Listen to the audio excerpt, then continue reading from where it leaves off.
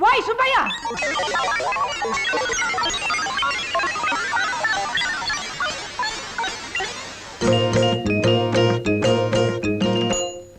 ఏమిటయ్యా ఇది? ఇదేమన్నా ఇల్లు అనుకున్నావా, సత్రం అనుకున్నావా? క్లబ్ పాట వినపడిందే, ఏమిటయ్యా అది? అది మా ఇంటికి ఎల్లారేశ్వర్ గారు వచ్చారు. ఎక్కడికమ్మా? ఇది నా ఇల్లు, నా ఇష్టం. ఎక్కడికైనా వెళ్తాను, ఏదైనా చేస్తాను. అడిగే హక్కు ఎవరికి లేదు. ఏమిటమ్మా ఈ ఆటలు పాటలు? ఈ కాలనీలో మిగతా వాళ్ళు కాపురాలు చెయ్యాలా వద్దా? మాట్లాడవే, మాట్లాడు.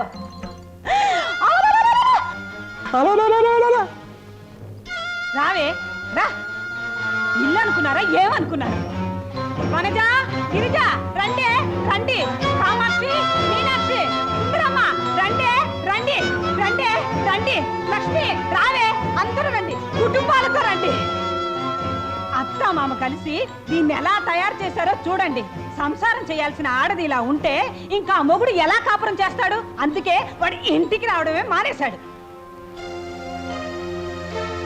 చూడండి, ఇది నా విషయం, నా ఇంటి విషయం. అడగడానికి మీరెవరు? ఇది నీ ఇల్లు కాదయ్యా, నా ఇల్లు.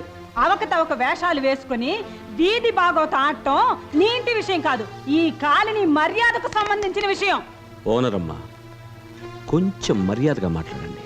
అంత పౌరుషం ఉన్నవాడివి ఈ ఇల్లు ఖాళీ చేసిపోవచ్చుగా. ఈ ఇల్లు వదిలితే నీకు వేరే దిక్కు లేదు.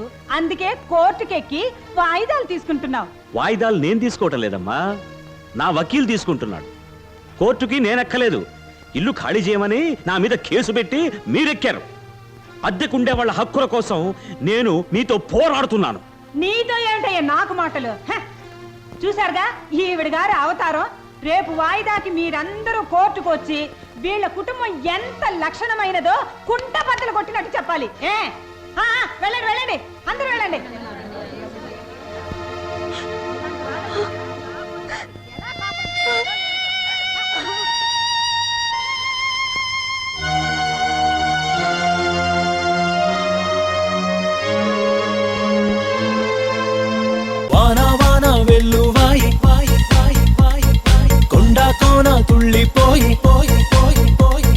చెలియ చూపులే చిలిపి జల్లులై మేను తాకగా ఏదో ఏదో ఏదో హాయ్.